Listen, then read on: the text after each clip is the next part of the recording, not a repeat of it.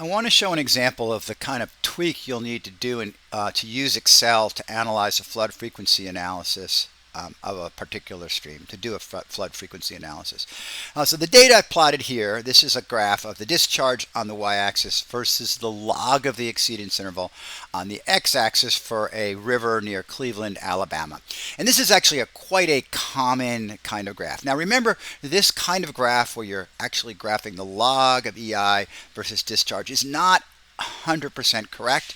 It works pretty well. It's not exactly right, but it works pretty well as long as we're using values of exceedance interval and values of Q that are relatively large. And when you don't, this is the kind of problem you get. So remember, ideally, this graph will give us a straight line. And that straight line we can then confidently extrapolate to higher values of the exceedance interval or discharge to make predictions about the exceedance interval for larger events. But clearly, these data don't define a straight line. And in fact, if I click on them here and try to add my logarithmic trend line, you can see that it doesn't really do a very good job, right? It doesn't really go through my data because my data don't define a straight line. However, if I restrict myself, so I'm going to get rid of that trend line here.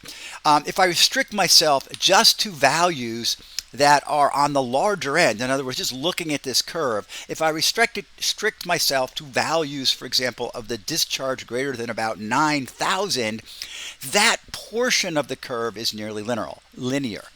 It's very common for these data to kind of have like a hook, is what I call it, at low values of Q and at low values of the exceedance interval that deviates from the linear portion of the curve. And we're not really interested in the low value end of the curve. So one trick is to simply ignore those data. And I'll show you how we do that.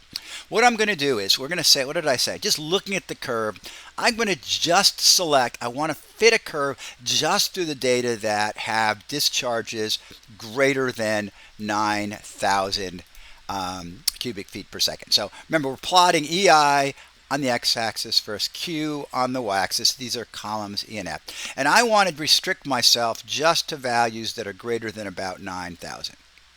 So let's say these values here. Okay, you can mess around with it a little bit to try to tweak it even better. But so I'm going to try to create, I'm going to color these in red. So these values in red, I want to actually just fit a curve through these values. And how am I going to do that? So it's pretty simple here. What I'm going to do is I'm going to right click on one of my data points and I'm going to select the data. These are the data that are plotted. This is these series here. I'm going to add a series. In the Mac here, I just click on the plus. It's similar in the PC. And so I've added a new series. I'm going to plot on it using the exact same axes. And I'm going to name that series. I'm going to name that selected. I'm just going to call it selected, anything I want. And the x values of that series are going to be just the x values of the EI here in red. So they go down there, just highlighting them with the mouse. And the y values are just going to be the q values here in red. Okay, and then I say OK. And there you go. And now you can see what it's done. That second series has been overlain on top of my full data set. Now, there's a lot of advantage to doing that versus just deleting data, right? I mean, I want to show all the data, and I can still see it in back. I can see the blue hook that I'm going to ignore. But now I have a separate series, and I can actually fit a trend line, if I click on that, just through that series. So now I will try my logarithmic. There it goes. I'll forecast it forward maybe 100 years.